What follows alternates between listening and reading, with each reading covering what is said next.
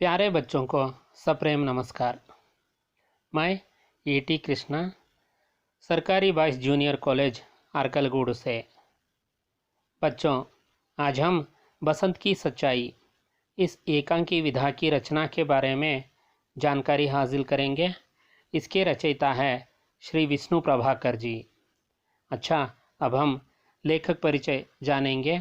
मानव जीवन का यथार्थ चित्रण करने वाले लेखकों में विष्णु प्रभाकर जी का महत्वपूर्ण स्थान है।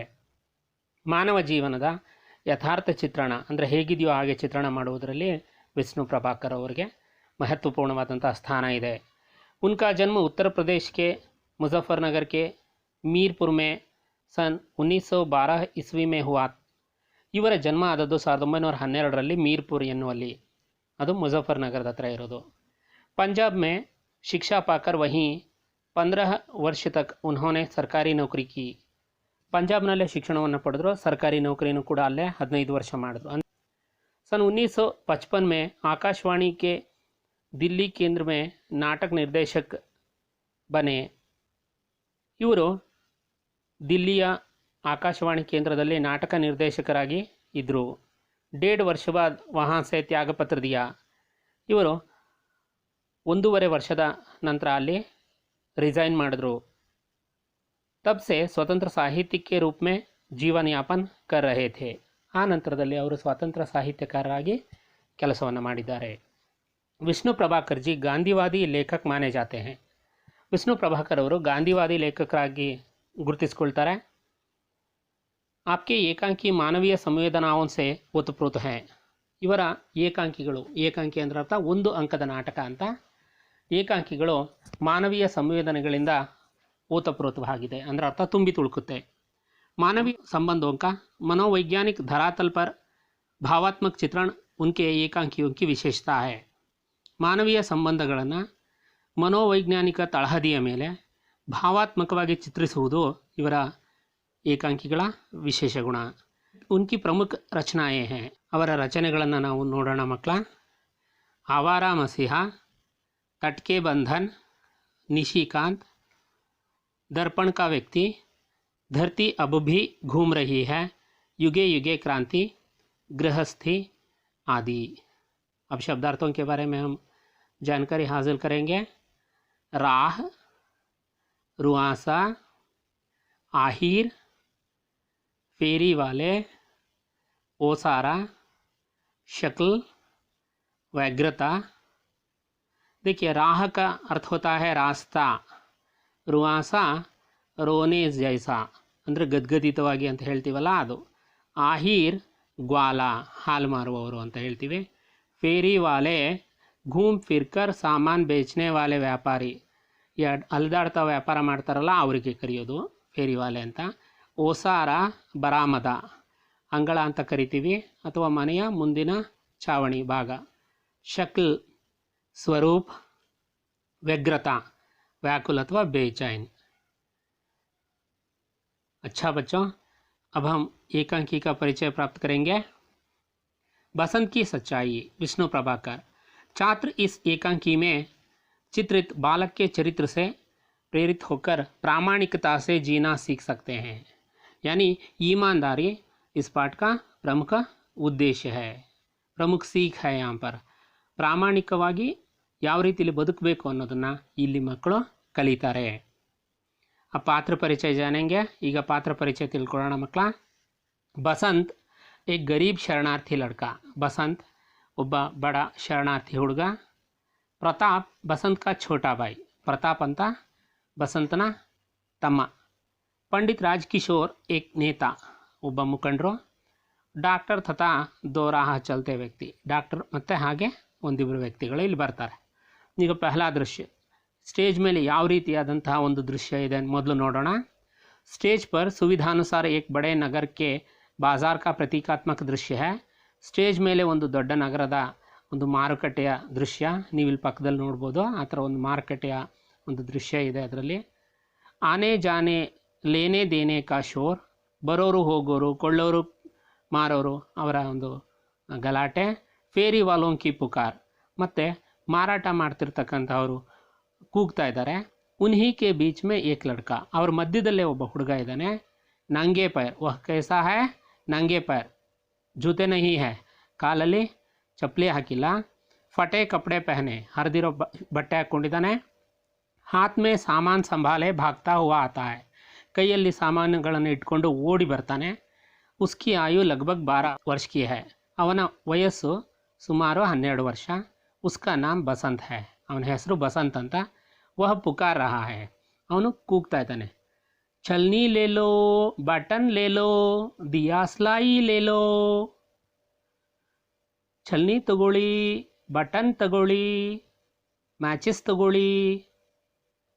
ಛಲ್ನಿ ಅಂದರೆ ಮಕ್ಕಳ ಜಾಲ್ರಿ. ನಾವು ಟೀಯನ್ನು ಸೋಸಲಿಕ್ಕೆ ಬಳಸ್ತೀವಲ್ಲ ಸಾಧನ, ಅದು ಜಾಲ್ರಿ. ಬಟನ್ ಲೇಲೋ, ಬಟನ್ ಅಂದರೆ ಗುಂಡಿಯನ್ನು ತಗೊಳ್ಳಿ ಅಂತ. ದಿಯಾ ಸ್ಲಾಯಿ ಲೇಲೋ, ದಿಯಾ ಸ್ಲಾಯಿ ಅಂದರೆ ಮ್ಯಾಚಸ್ ತಗೊಳ್ಳಿ ಅಂತ. ಕೋಯಿ ಉಸ್ಕಿ ಬಾತ್ ನಹಿ ಸುನ್ತಾ ಯಾರು ಅಲ್ಲಿ ಅವನ ಮಾತನ್ನು ಕೇಳಿಸ್ಕೊತಲ್ಲ. ಸಬ್ ಉಸೆ ದೇಖ್ತೆ ಹೇ ಅವ್ರು ಆಗೆ ಬಡ್ ಜಾತೆ ಹೇ ಎಲ್ಲರೂ ಅವನನ್ನು ನೋಡಿ ಮುಂದಕ್ಕೆ ಹೋಗ್ಬಿಡ್ತಾ ಇದ್ದಾರೆ. उसी समय एक खद्दरदारी व्यक्ति वहाँ से जाते दिखाई देते हैं ಅದೇ ಸಮಯಕ್ಕೆ ಸರಿಯಾಗಿ ಒಬ್ಬ ಖಾದಿ ವಸ್ತ್ರವನ್ನು ಉಟ್ಟಿರ್ತಕ್ಕಂಥ ವ್ಯಕ್ತಿ ಅಲ್ಲಿಂದ ಹೋಗ್ತಾರೆ. ವೇ ಮಜ್ದೂರ್ ನೇತಾ ಪಂಡಿತ್ ರಾಜ್ಕಿಶೋರ್ ಹೇ ಅವ್ರು ಯಾರಪ್ಪ ಅಂದರೆ ಮಜ್ದೂರರ ಅಂದರೆ ಕೂಲಿ ಮಾಡ್ತಕ್ಕಂಥವರ ಮುಖಂಡ ಪಂಡಿತ್ ರಾಜ್ಕಿಶೋರ್ ಅಂತ. ಬಸಂತ್ ಉನ್ಹೇ ದೇಖ್ಕರ್ ಉನ್ಕೆ ಪೀಛೆ ಭಾಗ್ತಾ ಹೈ ಬಸಂತ್ ಅವ್ರನ್ನ ನೋಡಿ ಅವ್ರ ಹಿಂದೆ ಓಡ್ತಾನೆ. बसंत ಹೇಳ್ತಾನೆ, साहब बटन लीजिए देसी बटन, साहब दिया स्लाई लीजिए. ಸಾಹೇಬ್ರೆ ಬಟನ್ ತಗೊಳ್ರಿ, ದೇಸಿ ಬಟನ್ ಇದೆ. ಸಾಹೇಬ್ರೆ ಮ್ಯಾಚಸ್ ತಗೊಳ್ರಿ. ರಾಜ್ಕಿಶೋರ್ ಹೇಳ್ತಾರೆ, ಭಾಯಿ ಮುझे कुछ नहीं चाहिए जाओ किसी और को दो. ನೋಡಪ್ಪ ನನಗೇನೂ ಬೇಡ, ಹೋಗು ಬೇರೆ ಯಾರಿಗಾದರೂ ಕೊಡು. ಬಸಂತ್ ಆ ಮಾತನ್ನು ಕೇಳಿ, साहब छलनी लीजिए दूध छानिए चाय छानिए. ಸಾಹೇಬ್ರೆ ಜಾಲ್ರಿ ತಗೊಳ್ರಿ, ಹಾಲು ಸೋಸ್ರಿ, ಚಹಾ ಸೋಸ್ರಿ. ರಾಜ್ಕಿಶೋರ್ ಮುझे नहीं चाहिए ನನಗೆ ಬೇಡಪ್ಪ. ಬಸಂತ್ ಬಟನ್ ಆದರೂ. ರಾಜ್ಕಿಶೋರ್ ನಹಿ ಬೇಡ.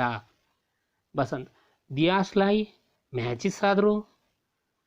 ರಾಜ್ಕಿಶೋರ್ ನಹಿ ಬೇಡಪ್ಪ ಬೇಡ.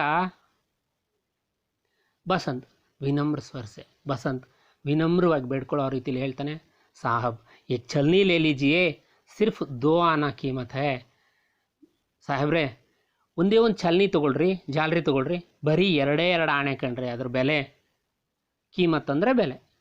ರಾಜ್ಕಿಶೋರ್ ಪರ್ ಭಾಯಿ ಮುझे नहीं चाहिए तो कैसे ले लूँ. ಅಲ್ಲಪ್ಪ ನನಗದು ಬೇಡ ಅಂದಮೇಲೆ ನಾನು ಯಾಕೆ ತಗೊಳ್ಳಿ.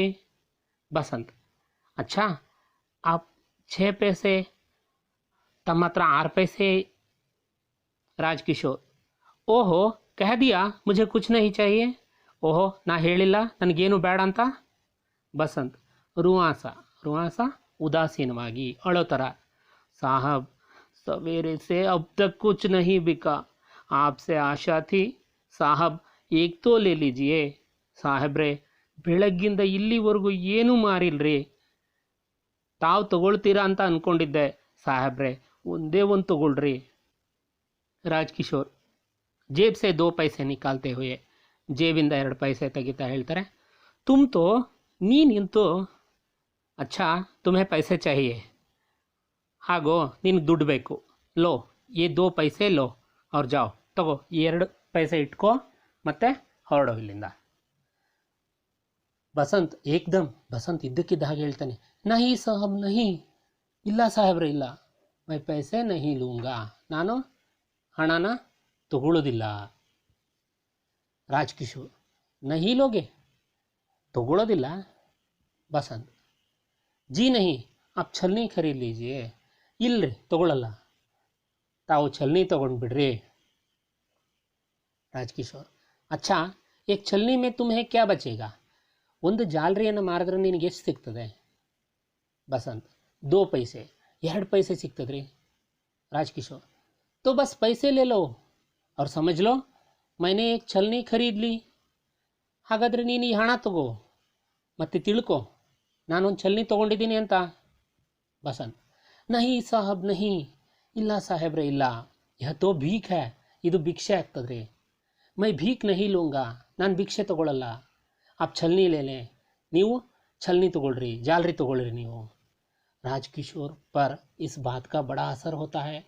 ರಾಜ್ಕಿಶೋರ್ಗೆ ಈ ಮಾತನ್ನು ಕೇಳಿ ಬಹಳ ಒಂದು ಪ್ರಭಾವ ಬೀರ್ತದೆ. ವೇ ಸಹಸಾ ಉಸ್ ಬಚ್ಚೆ ಕೋ ದೇಖ್ತೆ ಹೈ, ಫಿರ್ ಜೇಬ್ ಟಟೋಲ್ತೆ ಹೈ. ಅವರು ಇದ್ದಕ್ಕಿದ್ದಂತೆ ಮಗುನ ಒಂದ್ಸರಿ ನೋಡಿ ತಮ್ಮ ಜೇಬನ್ನು ಅಲಗಾಡಿಸ್ತಾರೆ. ಪರ್ ಪೈಸೆ ನಹಿ ಮಿಲ್ತೆ, ಆದ್ರೆ ಹಣ ಸಿಗೋದೇ ಇಲ್ಲ. ರಾಜ್ಕಿಶೋರ್, ಭಾಯಿ ಮೇರೆ ಪಾಸ್ ಪೈಸೆ ನಹಿ ಹೈ, ಹೋತೆ ತೋ ಲೇ ಲೇತಾ, ನೋಟ್ ಹೈ. ನೋಡಪ್ಪ, ನನ್ನ ಹತ್ರ ಹಣ ಇಲ್ಲ, ಇದ್ದಿದ್ರೆ ತಗೊಳ್ತಾ ಇದ್ದೆ, ನೋಟ್ ಇದೆ ನನ್ನ ಹತ್ರ, ಚಿಲ್ಲರೆ ಇಲ್ಲ.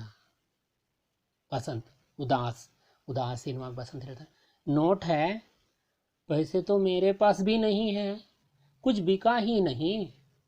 ನೋಟ್ ಇದೆಯಾ ನಿಮ್ಮ ಹತ್ರ? ನನ್ನ ಹತ್ರನೂ ಹಣ ಇಲ್ಲ, ಏನು ಮಾರಾಟನೇ ಆಗಿಲ್ವಲ್ಲ.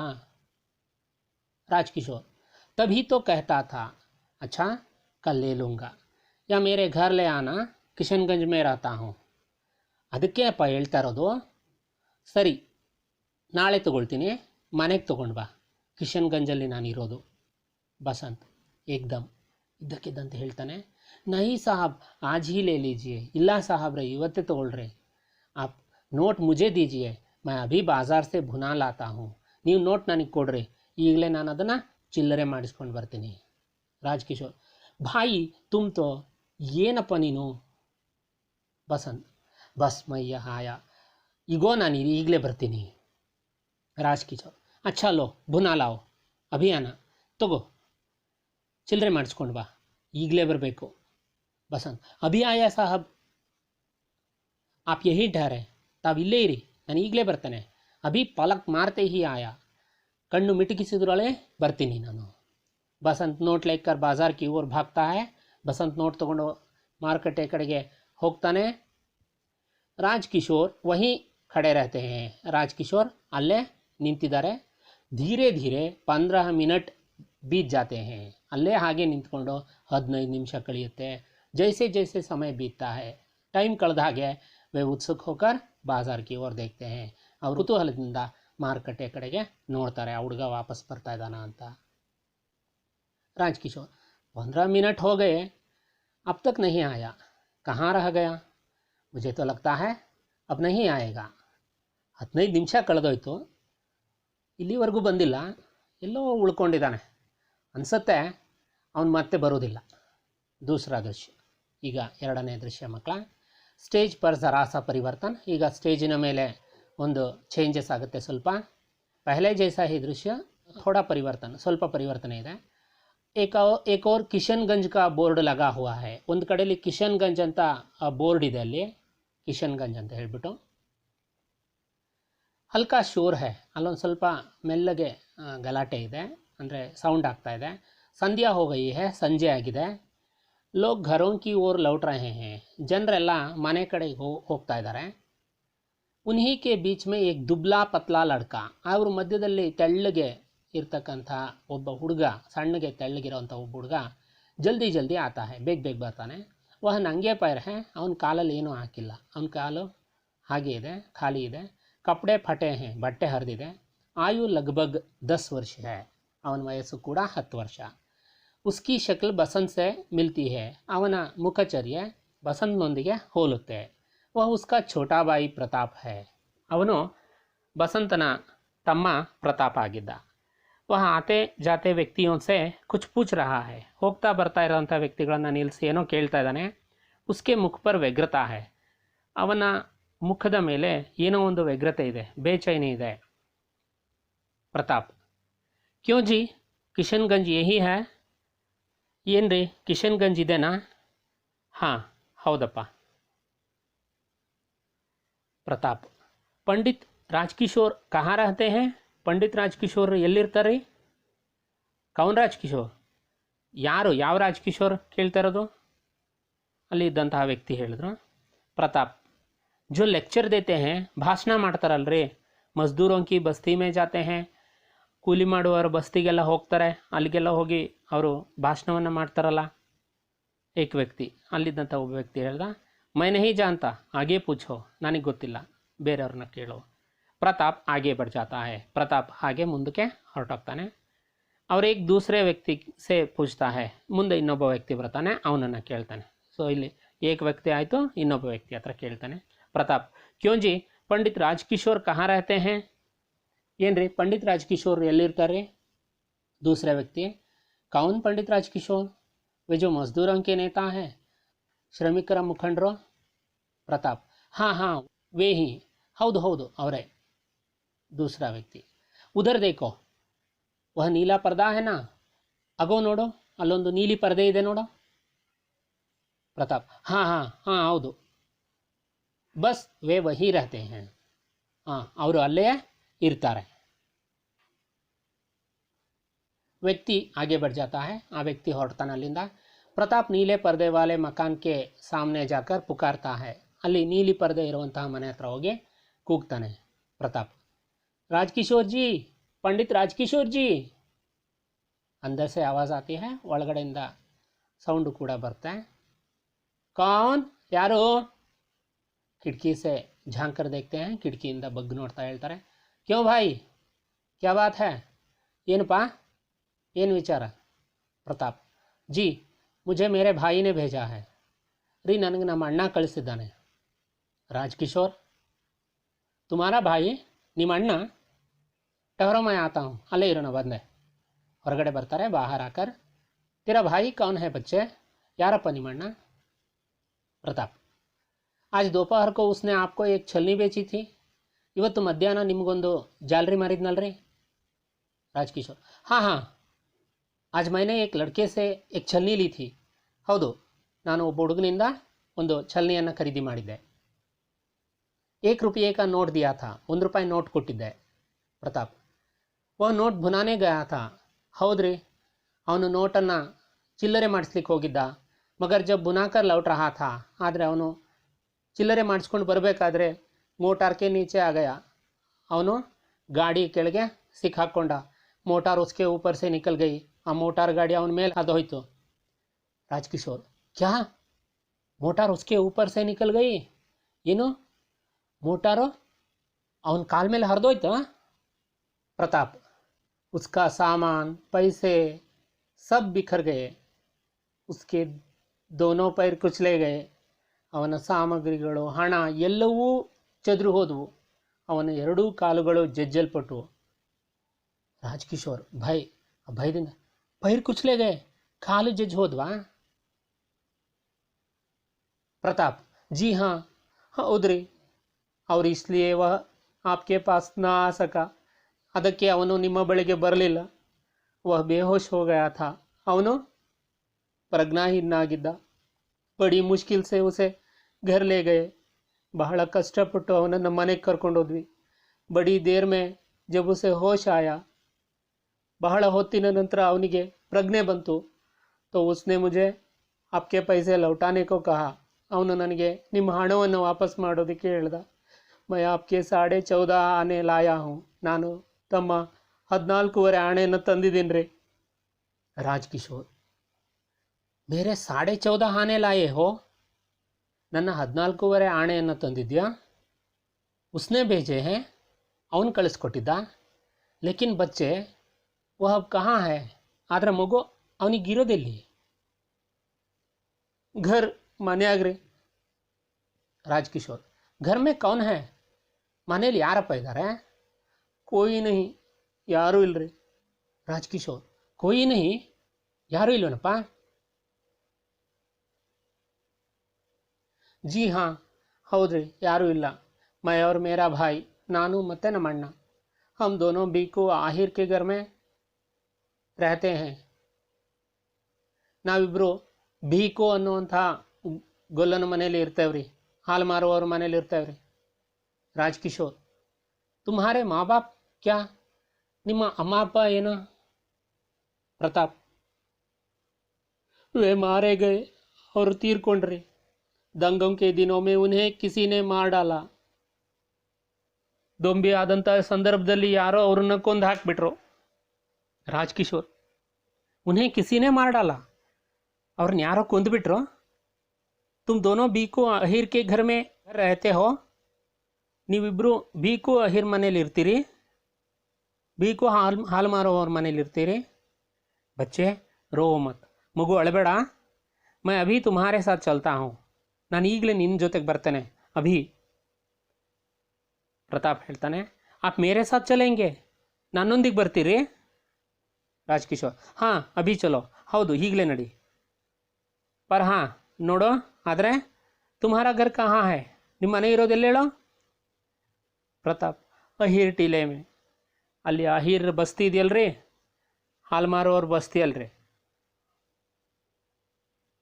ರಾಜ್ಕಿಶೋರ್, ಅಮರ್ ಸಿಂಗ್, ಮೈ ಅಹಿರ್ ಟೀಲಾ ಜಾ ರಹಾ ಹೂँ, ನಾನು ಅಹಿರ್ ಟೀಲೆಗೆ ಹೋಗ್ತಾ ಇದ್ದೇನೆ, ಹಾಲು ಮಾರೋವ್ರ ಬಸ್ತಿಗೆ.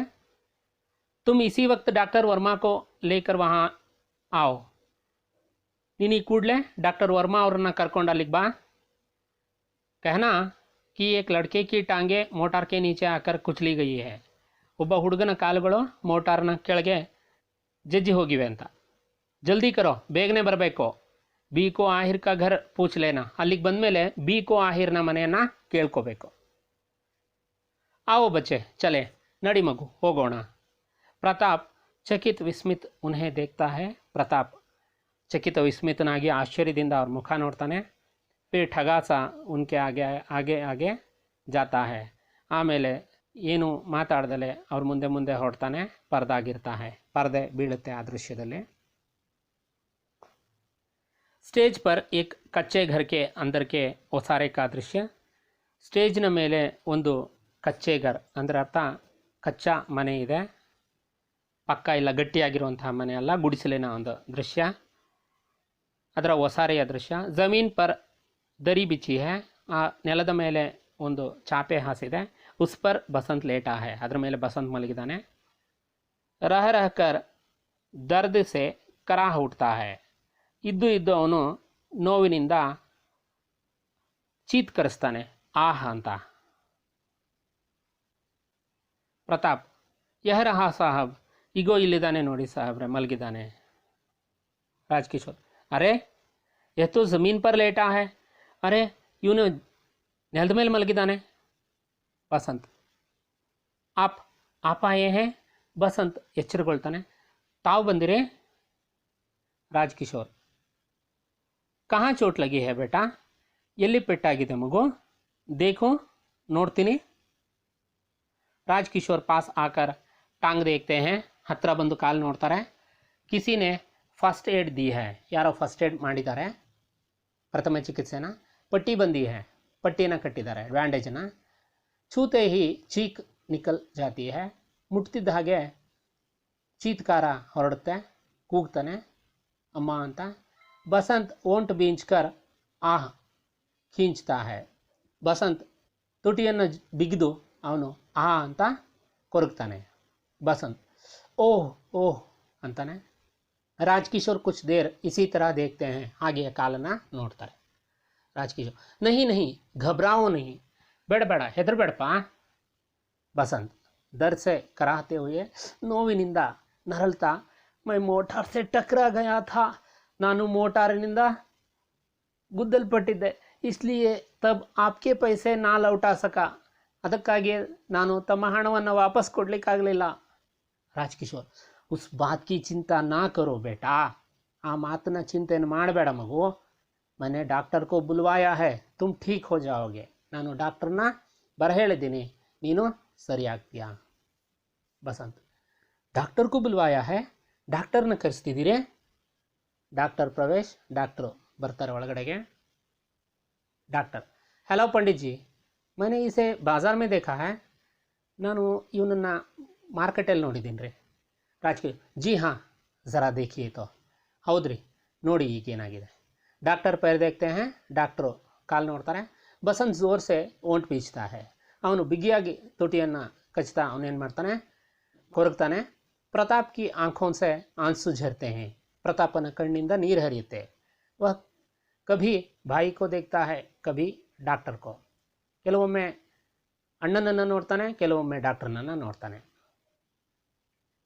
ರಾಜ್ಕಿಶೋರ್ ಉತ್ಸುಕತಾ ಸೆ ಪೂछते हैं, ರಾಜ್ಕಿಶೋರ್ ಕೇಳ್ತಾರೆ, ಕ್ಯೋं ಡಾಕ್ಟರ್, ठीक हो जाएगा ना, क्यों डॉक्टर, ठीक हो जाएगा ना? ಏನು ಡಾಕ್ಟ್ರೆ, ಸರಿ ಆಗುತ್ತಲ್ವಾ? ಡಾಕ್ಟರ್ ಗಂಭೀರವಾಗಿ ಹೇಳ್ತಾರೆ, पंडित जी ऐसा लगता है कि पैर की हड्डी टूट गई है. ಏನು ಅನಿಸುತ್ತೆ ಅಂದರೆ ಕಾಲಿನ ಮೂಳೆ ಮುರಿದು ಹೋಗಿದೆ. ಸ್ಕ್ರೀನ್ करके देखना होगा. ಎಕ್ಸ್ರೇ ಮಾಡಿ ನೋಡಬೇಕಾಗತ್ತೆ. दूसरा पैर ठीक है, ಇನ್ನೊಂದು ಕಾಲು ಸರಿ ಇದೆ. पर इसे अभी अस्पताल ले जाना चाहिए. ಆದರೆ ಇವನನ್ನು ಈಗಲೇ ಆಸ್ಪತ್ರೆಗೆ ಕರ್ಕೊಂಡು ಹೋಗಬೇಕು. राजकिशोर तो क्या हुआ, अभी ले चलो, मैं एम्बुलेंस के लिए फ़ोन कर आता हूँ. ಅದಕ್ಕೇನಂತೆ, ಈಗಲೇ ಕರ್ಕೊಂಡು ಹೋಗೋಣ, ನಾನು ಆ್ಯಂಬುಲೆನ್ಸ್ಗೆ ಫೋನ್ ಮಾಡಿ ಬರ್ತೇನೆ. ಡಾಕ್ಟರ್ जी हाँ कराइए. ಹೌದು ಮಾಡಿ ಬನ್ನಿ. मैं तब तक इंजेक्शन लगाता हूँ. ನಾನು ಅಲ್ಲಿವರೆಗೂ ಇಂಜೆಕ್ಷನನ್ನು ಕೊಡ್ತೇನೆ. बसंत आंखें खोलकर आप क्या कर रहे हैं, मैं गरीब हूँ. ತಾವು ಏನು ಮಾಡ್ತಿದ್ದೀರಾ, ನಾನು ಬಡವ. ಅಂದರೆ ತನ್ನ ಹತ್ರ ದುಡ್ಡಿಲ್ಲ ಅಂತ ಅವನಿಗೆ ಚಿಂತೆ. ರಾಜ್ಕಿಶೋರ್ ಹಸ್ಕರ್ ನಗ್ತಾ ಹೇಳ್ತಾರೆ, ತುಮ್ ಚಿಂತಾ ಮತ್ ಕರೋ, ನೀನು ಚಿಂತೆ ಮಾಡಬೇಡಪ್ಪ, ಸುಮ್ಮನೆ ಮಲಗಿರೋ, ಬಸ್ ಚುಪ್ಚಾಪ್ ಲೇಟೇ ರಹೋ ಬೇಟಾ. ಡಾಕ್ಟರ್ ಸಾಹೇಬ್ರೆ, ಜಬ್ ತಕ್ ಮೈ ನಹೀ ಆತಾ, ನಾನು ಬರೋವರೆಗೂ ಅಪ್ ಯಹೀ ರಹೆ, ತಾವಿಲ್ಲೇ ಇರಿ. ಇಸೆ ಬಚಾನಾ ಹಿ ಹೋಗಾ, ಇವನನ್ನು ನಾವು ಉಳಿಸ್ಕೊಳ್ಳೇಬೇಕು. ಯಾ ಗರೀಬ್ ಹೇ ಪರ್ ಇಸ್ಮೇ ಏಕ್ ದುರ್ಲಭ ಗುಣ ಹೇ. ಇವನು ಬಡವನಿರ್ಬೋದು, ಆದರೆ ಇವನಲ್ಲೊಂದು ದುರ್ಲಭ ಗುಣವಿದೆ. ಯಹಿ ಈಮಾನ್ದಾರ್ ಹೇ, ಇವನು ಪ್ರಾಮಾಣಿಕ. ಡಾಕ್ಟರ್ ಪ್ರತಾಪ್ की सहायता से इंजेक्शन तैयार करते हैं. ಡಾಕ್ಟರ್ ಪ್ರತಾಪ್ನ ಹೆಲ್ಪ್ ತಗೊಂಡು ಇಂಜೆಕ್ಷನ್ ರೆಡಿ ಮಾಡ್ತಾರೆ. बसंत आंखें बंद कर लेता है. बसंत ಕಣ್ಣನ್ನು ಮುಚ್ಕೊಳ್ತಾನೆ. क्षण भर के लिए उसके मुख पर शांति और कृतज्ञता उभर आती है. ಒಂದು ಕ್ಷಣದಲ್ಲೇ ಅವನ ಮುಖದಲ್ಲಿ ಶಾಂತಿಯ ಭಾವನೆ, ಕೃತಜ್ಞತೆಯ ಭಾವನೆ ಬರುತ್ತೆ. ಡಾಕ್ಟರ್ ಇಂಜೆಕ್ಷನ್ लगाते हैं. ಡಾಕ್ಟರ್ ಇಂಜೆಕ್ಷನನ್ನು ಕೊಡ್ತಾರೆ. बसंत ओंठ बीजता है. बसंत ಬಾಯನ್ನು ಬಿಗಿ ಹಿಡಿತಾನೆ. ಪ್ರತಾಪ್ ಭಾಯಿ का सिर थामता है. ಪ್ರತಾಪ್ ಅಣ್ಣನನ್ನು ತಲೆ ನೇವರಿಸ್ತಾನೆ. और पर्दा गिरता है. पर्दे अಲ್ಲಿಗೆ ಬೀಳುತ್ತೆ. अब यहाँ पर कुछ बातें याद रखने वाली है छात्रों. विष्णु प्रभाकर जी का जन्म मुजफ्फरनगर के मीरपुर में 1912 ईस्वी में हुआ. वे आकाशवाणी के दिल्ली केंद्र में नाटक निर्देशक के रूप में काम करते थे. गांधीवादी लेखक माने जाते हैं. आपकी एकांकियाँ मानवीय संवेदनाओं से ओतप्रोत हैं. मनोवैज्ञानिक धरातल पर भावात्मक चित्रण उनके एकांकियों की विशेषताएं हैं. आपकी प्रमुख रचनाएं हैं आवारा मसीहा, तट के बंधन, निशिकांत, दर्पण का व्यक्ति, धरती अब भी घूम रही है, युगे युगे क्रांति, गृहस्थी. यहाँ पर पात्र है बसंत, एक शरणार्थी लड़का, प्रताप उसका छोटा भाई, पंडित राजकिशोर जो मजदूरों के नेता. पहला दृश्य नगर के एक बाज़ार का प्रतीकात्मक दृश्य है. वहाँ पर एक लड़का है, वह नंगे पैर है, उसके कपड़े फटे हैं. आयु लगभग 12 वर्ष की है. उसका नाम बसंत है. यह बसंत की हुलिया थी. बसंत छलनी ले लो, बटन ले लो, दियासलाई ले लो, इस तरह बाज़ार में पुकारता है. वहाँ एक खद्दरदारी व्यक्ति जाते हैं. वे मजदूरों के नेता पंडित राजकिशोर थे. बसंत राजकिशोर जी से विनती करता है, साहब बटन लीजिए, देसी बटन, साहब दियासलाई लीजिए. बसंत एक छलनी सिर्फ 2 आना है. छलनी का दाम तो सिर्फ 2 आना था. साहब सवेरे से अब तक कुछ नहीं बिका, आज से आशा थी, साहब एक तो ले लीजिए. तो इस तरह कहकर वह राजकिशोर को प्रेरित करता है. 2 पैसे ले लो. 2 पैसे जब राजकिशोर देने के लिए तैयार होते हैं तो बसंत, नहीं साहब नहीं, मैं पैसे नहीं लूँगा, यह तो भीख है, आप छलनी खरीद लीजिए, मैं भीख नहीं लूँगा, आप छलनी ले लें. इस तरह से प्रेरित करता है. राजकिशोर के पास नोट थे, 1 रुपये का नोट. राजकिशोर जी किशनगंज में रहते थे. बसंत बाज़ार से बुना लाने के लिए जाता है. बसंत नोट लेकर बाज़ार की ओर भागता है. 15-20 मिनट बीत जाते हैं, वह वापस नहीं लौटता. राजकिशोर वहाँ से निकलते हैं। दूसरा दृश्य में एक दुबला पतला लड़का, उसकी उंगलियां थी, नंगे पैर, कपड़े फटे थे, उसकी आयु लगभग 10 वर्ष की थी, शक्ल बसंत से मिलती जुलती थी। वह बसंत का छोटा भाई प्रताप था। मजदूरों की बस्ती में जाते थे राजकिशोर, वे मजदूरों के नेता थे। राजकिशोर जी कहते हैं, एक लड़के से एक छलनी ली थी, 1 रुपये का नोट दिया था। प्रताप से कहते हैं, वह नोट भुनाने गया था, मगर जब भुना कर लौट रहा था तो वो मोटर के नीचे आकर उसके दोनों पैर कुचले गए। मोटर उसके ऊपर से निकल गई, सामान पैसे सब बिखर गए, दोनों पैर कुचले गए, इसलिए वह आपके पैसे ना लौटा सका। वह बेहोश हो गया था। उसने मुझे आपके पैसे लौटाने के लिए भेजा है, 14.5 आने में लाया हूँ, इस तरह से प्रताप कहा। जब राजकिशोर पूछते हैं कि घर में कौन है, तो प्रताप कहता है, कोई नहीं, मैं और मेरा भाई बीको हायर के घर में हम रहते हैं। माँ बाप कहाँ हैं? तो प्रताप उत्तर देता है, दंगों के दिनों में उन्हें किसी ने मार डाला था। वे रहते थे आहिर टीले में। राजकिशोर अमर सिंह से अहिर टीले आने के लिए बोलते हैं। डॉक्टर वर्मा को लेकर बीको आहिर का घर पहुंचने के लिए कहते हैं। ज़मीन पर एक दरी बिछी थी, वहाँ पर बसंत लेटा हुआ था।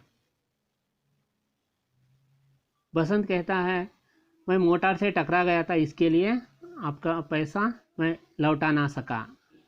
डॉक्टर कहते हैं, ऐसा लगता है कि पैर की हड्डी टूट गई है, स्क्रीन करके देखना होगा। दूसरा पैर ठीक है, पर इसे अभी अस्पताल ले जाना चाहिए। राजकिशोर जी कहते हैं, चुपचाप लेटे रहो बेटा। डॉक्टर साहब, यह गरीब है, पर इसमें एक दुर्लभ गुण है, यह ईमानदार है। डॉक्टर प्रताप की सहायता से इंजेक्शन तैयार करते हैं। अब एक वाक्य में उत्तर लिखना। बसंत क्या क्या बेचता था? बसंत छलनी, बटन, दिया सिलाई बेचता था। बसंत के भाई का नाम क्या था? बसंत के भाई का नाम प्रताप था। पंडित राजकिशोर क्या काम करते थे? पंडित राजकिशोर मजदूरों के नेता थे। छलनी का दाम क्या था? छलनी का दाम 2 आना था। बसंत और प्रताप कहाँ रहते थे? बसंत और प्रताप अहिर टीले में रहते थे। बसंत की सच्चाई एकांकी में कितने दृश्य हैं? एकांकी का प्रथम दृश्य कहाँ घटता है?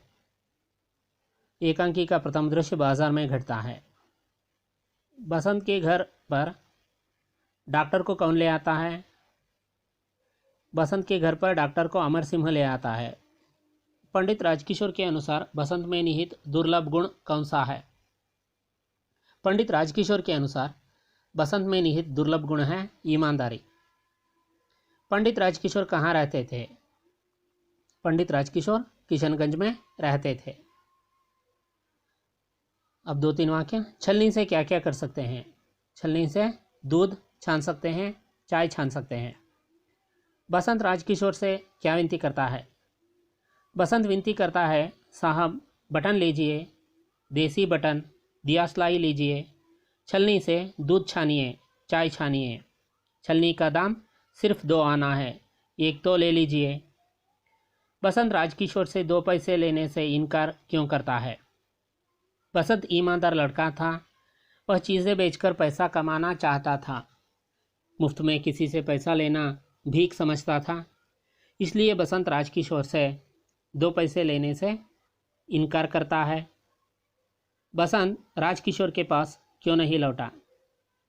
बसंत 1 रुपये का नोट भुनाने के लिए बाजार की ओर भागा। लौटते समय अचानक वह एक गाड़ी के नीचे आकर कुचला गया। बसंत का एक पैर टूट गया। यही कारण था कि बसंत राजकिशोर के पास नहीं लौटा। प्रताप राजकिशोर के घर क्यों आया? प्रताप बसंत का छोटा भाई था। बसंत राजकिशोर को छलनी बेचकर 1 रुपया लिया था। जब वह नोट भुनाने गया, मोटर दुर्घटना में उसका पैर टूट गया। बसंत को मालूम था राजकिशोर का घर किशनगंज में है, इसलिए छुट्टे लौटाने के लिए वह अपने भाई प्रताप को राजकिशोर के घर भेज दिया। बसंत ने राजकिशोर को छलनी खरीदने के लिए किस तरह प्रेरित किया? राजकिशोर बिना छलनी खरीदे 2 पैसे देने चला तो बसंत उसे लेने से इनकार कर दिया और उनसे विनती की कि नहीं साहब नहीं, मैं भीख नहीं लूँगा, आप छलनी ले लें। इस तरह बसंत राजकिशोर को छलनी खरीदने के लिए प्रेरित किया। बसंत के पैर देखकर डॉक्टर ने क्या कहा? बसंत के पैर देखकर डॉक्टर ने कहा, उसके पैर की हड्डी टूट गई है, स्क्रीन करके देखना होगा। दूसरा पैर ठीक है, पर इसे अभी अस्पताल ले जाना चाहिए, एम्बुलेंस को बुलाना होगा। मैं तब तक इंजेक्शन लगाता हूँ।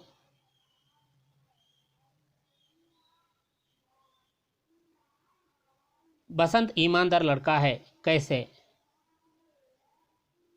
बसंत ईमानदार लड़का था, चीज़ें बेचकर पैसा कमाना चाहता था। उसने राजकिशोर को प्रेरित करके छलनी बेची थी। मुफ्त में किसी से पैसा लेना भीख समझता था। मोटार दुर्घटना की वजह से राजकिशोर को छुट्टा नहीं दे पाया, इसलिए अपने भाई प्रताप को छुट्टे लौटाने के लिए किशनगंज भेज दिया। बसंत और प्रताप आहिर के घर में क्यों रहते हैं? बसंत और प्रताप अनाथ थे। उनके माता पिता दंगों के दिनों में किसी के द्वारा मारे गए थे, इसलिए वे बीको आहिर के घर में रहते थे। राजकिशोर के मानवीय व्यवहार का परिचय दीजिए। राजकिशोर मजदूरों के नेता थे, दीन और कंगालों के प्रति हमदर्दी रखते थे। बसंत छुट्टा ना लौटाने पर वे गुस्सा नहीं हुए, बल्कि प्रताप से बसंत की हालत जानकर अहिर टीला पहुँचे और डॉक्टर को बुलवाकर इलाज भी करवाए। अनुरूप शब्द देखेंगे बच्चों। पंडित राजकिशोर किशनगंज, तो बसंत अहिर टीला, आहिर हुआ है अहिर टीला। पंडित राजकिशोर मजदूरों के नेता, बसंत शरणार्थी लड़का। पंडित राजकिशोर मालिक तो अमर सिंह नौकर।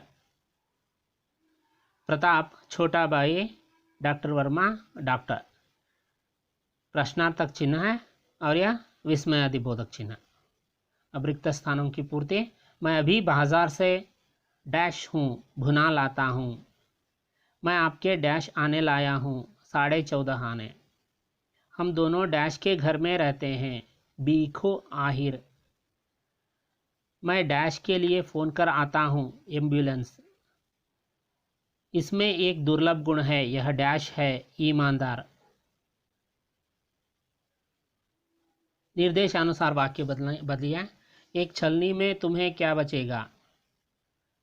एक छलनी में तुम्हें क्या बचता है वर्तमान काल में? मैं अभी बाजार से भुना लाता हूँ, भूतकाल में मैं बाजार से भुना लाया। एक दूसरे व्यक्ति से पूछता है, इसको भविष्यकाल में एक दूसरे व्यक्ति से पूछेगा। अब विलोमार्थक शब्द है, पीछे आगे, खरीदना बेचना, लेना देना, आना जाना, शांति अशांति, गरीब अमीर। कन्नड़ या अंग्रेजी में अनुवाद। उसकी आयु लगभग 12 ವರ್ಷ थी, ಅವನ ವಯಸ್ಸು ಸುಮಾರು 12 ವರ್ಷ। ಸಬೇರೆ से अब तक कुछ नहीं बिका, ಬೆಳಗಿನಿಂದ ಇಲ್ಲಿಯ ತನಕ ಏನೂ ಮಾರಾಟವಾಗಿಲ್ಲ। मैं भीख नहीं लूँगा, ನಾನು ಭಿಕ್ಷೆ ಸ್ವೀಕರಿಸುವುದಿಲ್ಲ। बड़ी मुश्किल से बसंत को घर ले गए, ಬಹಳ ಕಷ್ಟದಿಂದ ಬಸಂತನನ್ನ ಮನೆಗೆ ಕರೆತಂದರು।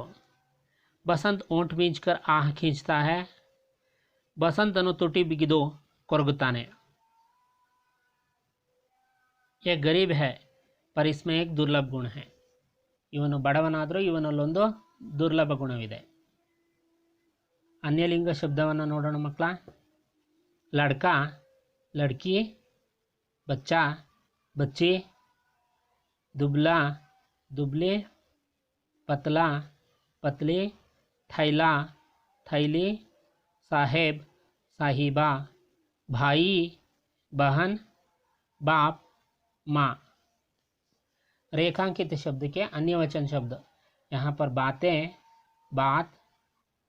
देखिए राजकिशोर पर इस बात का बड़ा असर होता है. बातें, बात. फिर वे जेब टटोलते हैं. जेब. अंदर से आवाज़ आती है. आवाज़, आवाज़ें. एक लड़के की टांगे मोटर के नीचे कुचली गई है. टांग, टांगे, टांग. बसंत आंखें बंद कर लेता है. आंखें, आंख. लोग अपने अपने घर लौट रहे हैं. घर, घर. लोग घर की ओर लौट रहे हैं. लोग, लोग. मजदूरों की बस्ती में पंडित राजकिशोर का मकान है. मकान, मकान. बसंत के दोनों पैर कुचले गए. पैर, पैर. मेरे पास पैसे नहीं हैं. पैसा, पैसे. कपड़ा, उसका कपड़ा फटा है. कपड़ा, कपड़े. राजकिशोर खिड़की से झांकते हैं. खिड़की, खिड़कियाँ. बसंत के पैर की हड्डी टूट गई है. हड्डी, हड्डियाँ. अब सामासिक शब्दों को देखेंगे. राजपुत्र, राजा का पुत्र. तत्पुरुष समास. माता पिता, माता और पिता द्वंद्व समास. बेहोश, होश जिसमें ना हो. अव्ययी भाव समास. सुविधानुसार, सुविधा के अनुसार. तत्पुरुष समास. दुबला पतला, दुबला और पतला द्वंद्व समास. नीला पर्दा, नीले रंग वाले पर्दा. कर्मधारय समास. 15 मिनट, 15 मिनट का समय द्विगु समास. लंगड़ा, टूटे हैं पैर जिसके. बहुव्रीहि समास. अब गृह कार्य एक वाक्य में. बसंत क्या क्या बेचता था. बसंत और प्रताप कहाँ रहते थे. 2-3 वाक्य. बसंत ने राजकिशोर को छलनी खरीदने के लिए किस तरह प्रेरित किया. बसंत राजकिशोर से 2 पैसे लेने से इनकार क्यों करता है. राजकिशोर के मानवीय व्यवहार का परिचय दीजिए. अन्य लिंग शब्द लिखिए. लड़का, बच्चा, दुबला, साहेब. अन्य वचन शब्द लिखिए. जेब, आवाज़ें, टांग, आंख, घर, लोग, मकान. कन्नड़ या अंग्रेजी में अनुवाद कीजिए.